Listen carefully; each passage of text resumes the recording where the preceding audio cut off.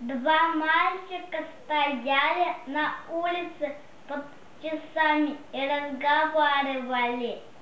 Я не решил примера, потому что он был со скобками, оправдывался Юра. А я, потому что там были очень большие числа, сказал Олег. Мы можем решить его вместе. У нас еще есть время. Часы на улице показывали половину второго. У нас целых полчаса, сказал Юра.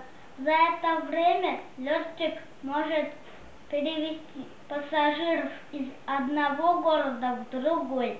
А мой дядя капитан во время кораблекрушения в 20 минут успел погрузить в лодки весь экипаж. Что за 20 делаю Вито, сказал Юра. Иногда 5-10 минут. Много значит. Надо только учитывать каждую минуту. А вот слушай во время одного состязания.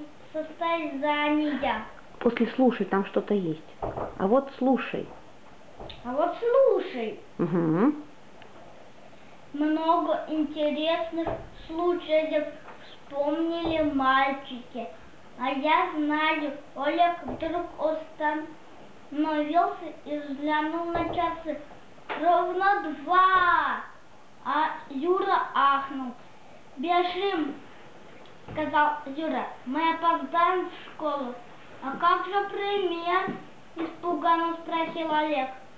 Юра на бегу только махнул рукой. Все, да?